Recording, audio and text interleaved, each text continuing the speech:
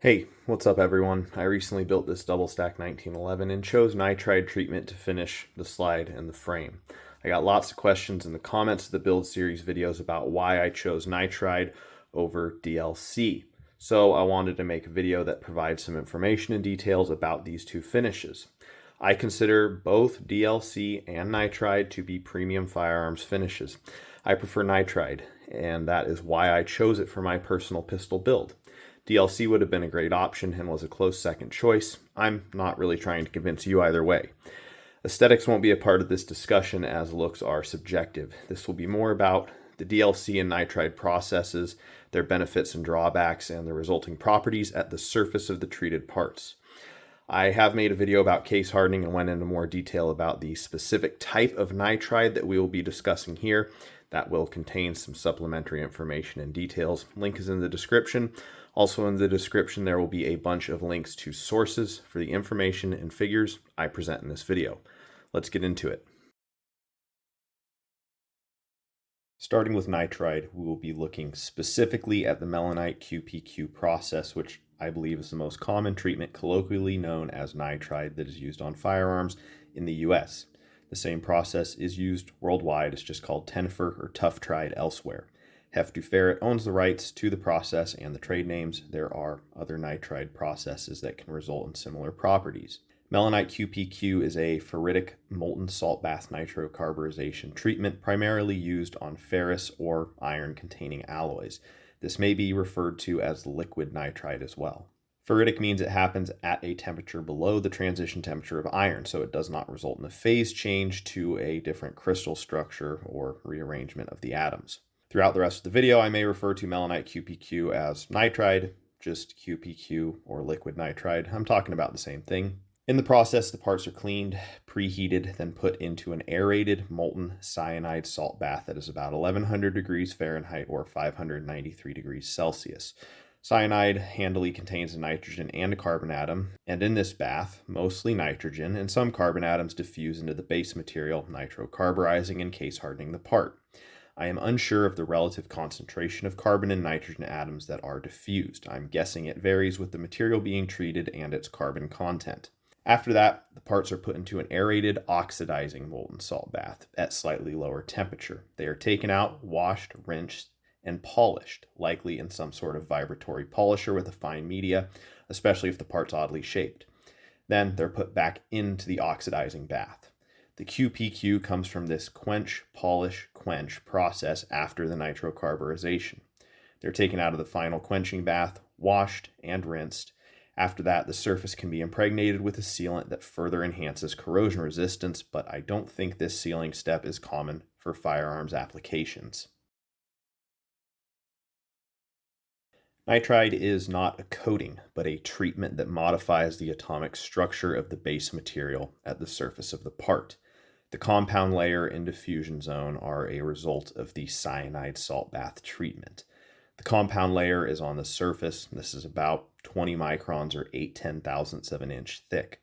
This layer is comprised of new compounds like iron nitrides, nitrides formed with other alloying elements of the steel, and some iron oxides. Under that is the diffusion zone that is about 200 microns or 8/1000ths of an inch thick. That is where nitrogen and some carbon atoms are diffused into the iron lattice, occupying vacancies. The concentration of diffused atoms is highest just under the compound layer and decreases moving towards the center of the part. The thickness of the case, which is the combination of the compound layer and diffusion zone, can be made thicker with more time in the salt bath. After the initial cyanide salt bath, the parts go into the oxidizing bath. This transforms about 3 microns or about 1/10,000th of an inch of the surface of the compound layer into black iron oxide Fe3O4. Polishing improves the surface finish, then the part is re-oxidized to restore the oxide layer thickness that was partially removed by the polishing process. The oxide layer on the surface is extremely corrosion resistant. Not only is black iron oxide very inert, but the surface was polished and smoothed out. This increases corrosion resistance further by limiting roughness and discontinuities where oxides like to nucleate. Another benefit of the surface oxide layer is submicron porosity. This helps it hold on to oil or other lubricants or that sealant I mentioned earlier. The compound layer is hard. I've seen values of 600 to 1200 on the Vickers hardness scale, or about 55 Rockwell C on the low end and just out of the Rockwell C range on the high end. Rockwell C tops out around 70 and values kind of become unreliable after that. And DLC hardness starts above the Rockwell C scale. So we will mainly be using the Vickers scale in this video. The compound layer is also very resistant to wear, galling, and corrosion. The diffusion layer provides an increase in fatigue strength, somewhere between 20 to 100%. Compressive stress is being imparted into the material in the diffusion zone. When the part is heated up to 1100-ish degrees Fahrenheit in the molten salt bath, the atoms get excited. They start to vibrate and move about, and they space themselves out a little further due to this extra vibration and energy. This is the phenomenon of thermal expansion in a nutshell. When iron atoms have more space between them, this allows nitrogen and carbon atoms to slip in or diffuse into those voids. When the part cools, the iron atoms calm down and move closer together, but now there are atoms crammed into the spaces between them. That creates compressive stress in the diffusion zone. A crack is now less likely to form in that area and spread. This increases the part's fatigue resistance. The following information about DLC primarily comes from Hef and Armorlube. I have seen DLC referred to as a PVD, physical vapor deposition process, and a CVD, or chemical vapor deposition process. These are similar but different. PVD introduces vapor from a solid material into a chamber where it condenses into a solid film on the substrate surface. There are different methods used to vaporize the material. CVD introduces a vapor or gas precursor, and a chemical reaction occurs at the surface to form the solid film. PVD is usually done at lower temperatures and lower pressure than CVD. Hef states that hydrogenated carbon is deposited using a hydrocarbon precursor gas. This likely makes it a CVD process. This type is commonly represented as ACH, amorphous carbon hydrogenated. Non-hydrogenated carbon is deposited from a vaporized solid carbon source. This likely makes it a PVD process. This may be represented as TAC, tetrahedral amorphous carbon. It seems that different types of DLC are deposited using different processes. Whether PVD or CVD, DLC always seems to be deposited using a plasma-enhanced process. PECVD may also be called plasma-assisted, or PACVD. This means high-energy ionized gas or plasma in a low-pressure chamber is used to catalyze the chemical reaction or condensation of the thin film at the surface rather than elevated temperature. DLC is an amorphous thin film coating, meaning it does not have a distinct crystal structure. Unless it's non-hydrogenated, then maybe it has some tetrahedral grains in it. I don't know. It's very thin at 2 to 5 microns, or about 1 to 2 10,000ths of an inch thick. Armorlube offers a thicker DLC up to 15 microns, or 6 10,000ths thick. DLC can also be deposited on top of different underlayers such as chrome, chromium nitride, tungsten, tungsten carbide, and silicon. Hef only lists these underlayer options for the hydrogenated carbon. Armorlube lists a duplex system where the part is plasma nitrocarburized, then DLC coated in the same chamber. Hef USA provides this little triangular matrix. It shows how different coating techniques can produce different structures and properties. This point represents a diamond structure. This point represents a graphite structure. Moving towards this point indicates the inclusion of hydrogen. TAC, tetrahedral amorphous carbon, is here. No hydrogen and more towards a diamond-like structure with higher hardness. ACH, amorphous carbon, hydrogenated, is here, more towards the graphite structure, indicating less hardness and a lower coefficient of friction, and towards the H point, indicating the inclusion of hydrogen. You can also see that for a given type, there is an ellipse covering more area on the triangle, indicating a range of properties that can be achieved for a given structure. There are other types with different deposition techniques and structures here than just the two we've discussed. Anyways, that's how I am interpreting this diagram. DLC is mainly known for combining the hardness of diamond and the low coefficient of friction and lubricity properties of graphite. Hardness can range from 1200 to 7000 on the Vickers scale. DLC hardness starts above the top end of the Rockwell C scale. The hydrogenated coatings are usually around 1200 to 2800 on the Vickers scale, whereas the non-hydrogenated coatings can be 3000 to 7000. The coefficient of friction is usually around 0.1 or less when lubricated and around 0.15 to 0.2 when dry. DLC also has porosity that retains oil or other lubricants well. There are a wide variety of DLC coatings that have performance trade-offs that can be tailored to specific applications. I want to preface the following comparison of the processes and the properties of these finishes. Melonite QPQ is a very specific nitrocarburization process. I went to the website of the company that owns the rights to that process, Hef USA, and they provide a bunch of great and very specific information about it. However, the properties of Melonite QPQ can vary quite a bit based on the material being treated and the time it spends in the nitrocarburizing salt bath. There are many types of DLC with different structures, possible underlayers, and coating processes and techniques. I don't know specifically what DLC Atlas Gunworks or Staccato or any other manufacturer puts on their firearms. So I will have to be comparing some of these properties a bit more broadly, but as we go through the comparison of specific properties, I will provide more information about individual DLC processes and types and pick ones that I believe will compare most favorably with Melonite QPQ. I've heard that surface prep and cleanliness are extremely important with DLC coatings for proper adhesion. With Melonite QPQ, the parts probably go through an industrial parts washer, but then they are preheated in an air furnace to about 800 Fahrenheit and then put in 1100 degree molten salt. That will probably burn off a lot of contaminants. I would venture a guess that surface preparation is a bit less critical with liquid nitride. Speaking of temperature, DLC usually occurs around 200C or 392F.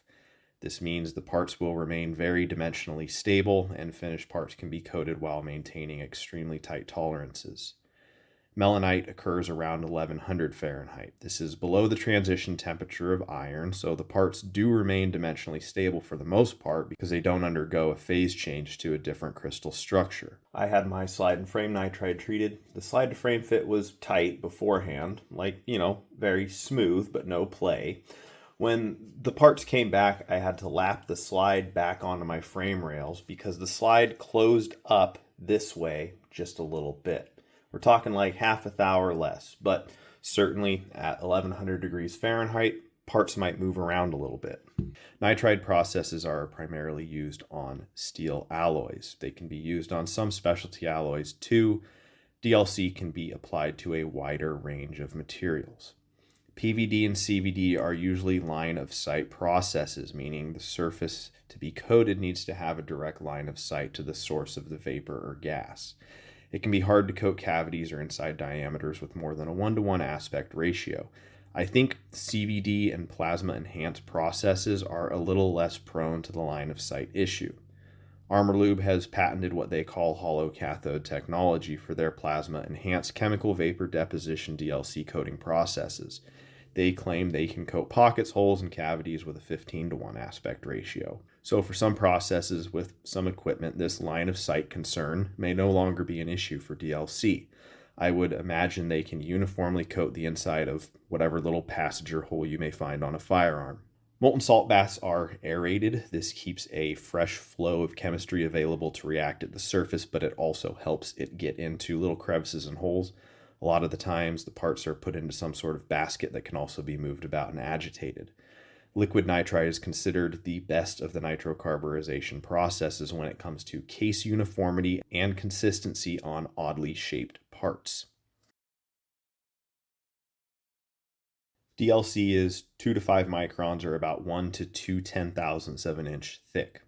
The oxide layer on the surface of a Melonite QPQ treated part is about 3 microns or 1/10,000th thick. The compound layer under that is about 20 microns or 8/10ths thick. The diffusion zone under that is around 200 microns or 8,000ths thick. The total case thickness for nitride is around 9 to 10,000ths of an inch. It can be thicker if the part's left in the salt bath for longer. Just the compound layer, the hardest, most wear and corrosion resistant layer of nitride, is about 4 times thicker than the entire DLC coating. The entire nitride case is around 45 to 50 times thicker than DLC. Armorlube does offer a thicker DLC coating that is up to 15 microns or 6/10,000ths of an inch thick. DLC with underlayers will be thicker as well. Let's look at the locking lugs of a DLC coated slide from a Staccato HD and my nitride treated 4.6 inch slide. These finishes appear to be similarly worn on the lugs. However, I believe that is the bare slide material showing through on the Staccato slide. I'm pretty sure it's 4140. On the nitride slide, what is worn off is just the black iron oxide. What is exposed is the hard, wear and corrosion resistant compound layer that's 4 times thicker than DLC. Is this wear of concern on the Staccato? No, probably not. I bet the slide material has adequate mechanical properties for these lugs to do what they need to do for tens of thousands of rounds. Melonite QPQ is one of, if not the most corrosion resistant treatment that can be done to steel. It's more corrosion resistant than hard chrome by a large margin. Here's what Atlas Gunworks has to say about caring for their DLC finishes. The frame's holding the oil. That microporous DLC coating, and there's probably a billion pores on there, is holding the coating. And so if you get oil, water, moisture, H2O, or sweat, salt, some variation of those things on your gun, all you have to do is displace it with oil and you're gold. So if you drop this thing into a tank and let it sit overnight, all the oil would remove itself, and then you would have corrosion start because the pores would get filled with water. Same thing, what we see a lot is guys are sweaty, right? So their hands dripping all over the back of the gun, and they let the salt water sit there. While the salt and water over time displace the coating, then you start to get corrosion. So basically, you've got to keep the guns either sprayed or wiped down over time with some oil.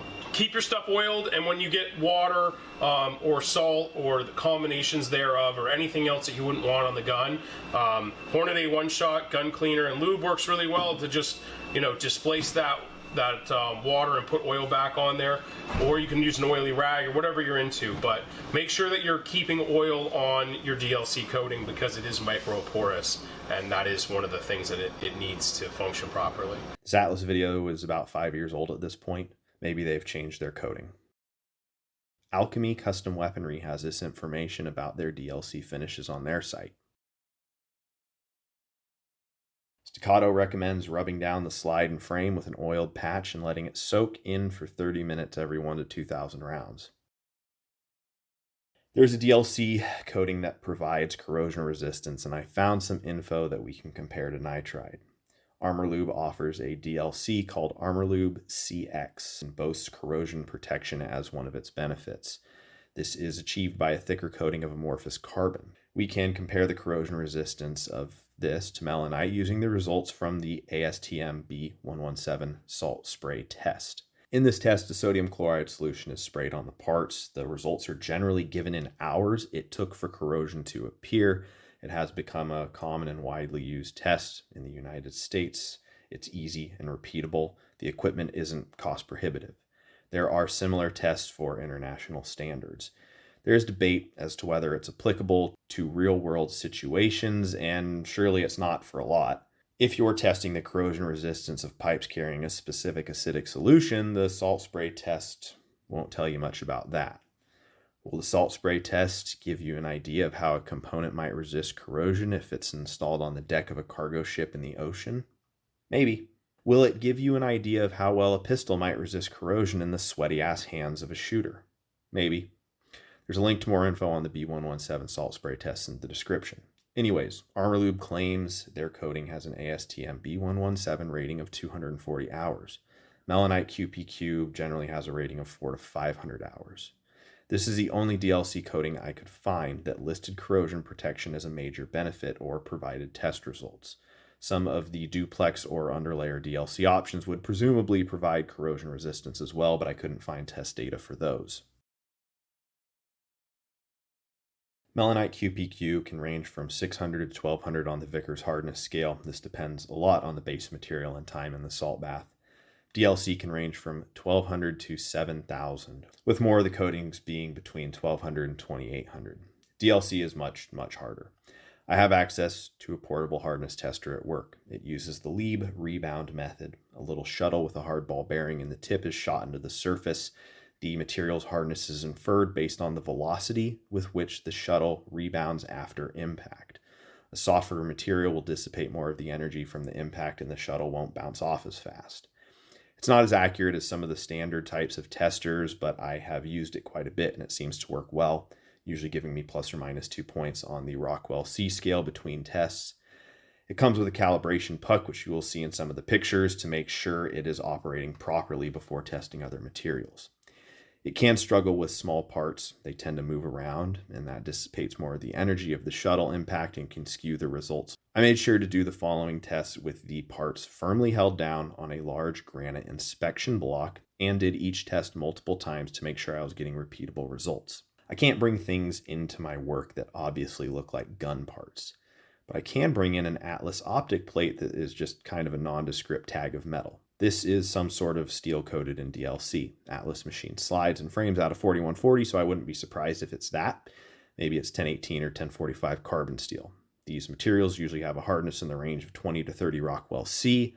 4140 can be heat treated to a bit harder, like 35, maybe close to 40 Rockwell C. I tested the DLC coated optic plate and got a hardness of 35 Rockwell C. Now, I didn't have a nitride treated gun part that doesn't look like an obvious gun part, so I went to the storeroom at work and I got a Nitrotech treated pivot pin. The base material is cold rolled 1018 carbon steel with a hardness of 20 to 30 Rockwell C. It is Nitrotech treated 255 to 60 Rockwell C. That is a gas nitrocarburization treatment with an oxidizing post-process. It can be polished and oxidized again. This results in a structure and properties very similar to Melonite QPQ. It's kind of an analogous treatment, but with gas instead of molten salts.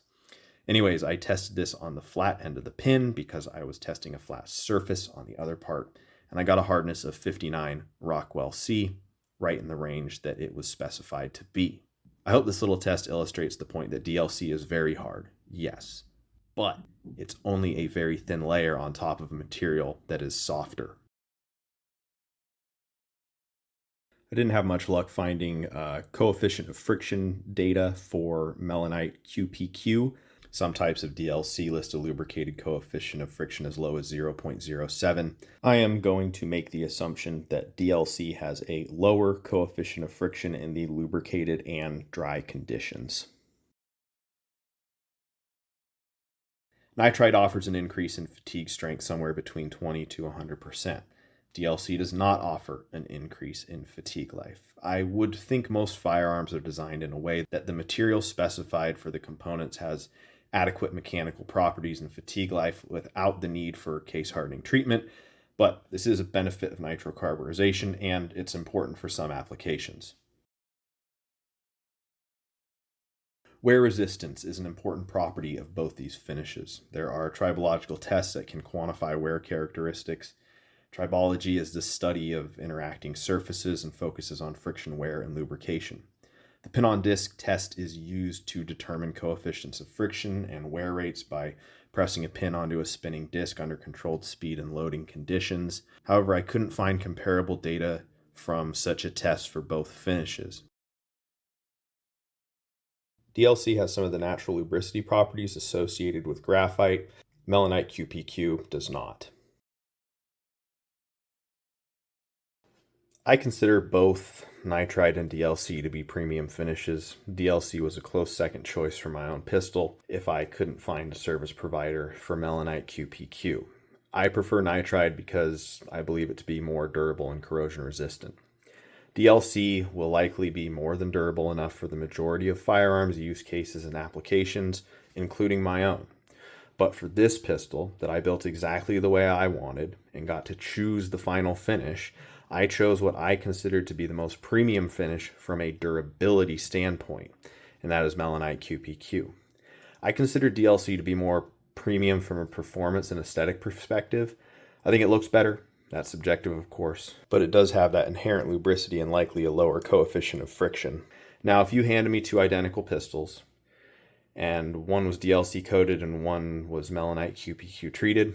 Could I tell you the difference in performance, recoil impulse, or reciprocation? Almost certainly not. Maybe an expert shooter could. Alright, that wraps up this video. It was hard to pick and choose what information to include. If I missed something, which I'm sure I did, or made an error, or you have additional information about these finishes, please leave a comment so that I and others can see it. Also let me know which finish you prefer and why. I apologize for the boring visuals and low effort editing. Research and writing the script for this video took so damn long that by the time I got to editing, I was running out of steam. I hope the content was interesting, informative, or helpful to you in some way. Thanks so much for watching. I'll catch you next time.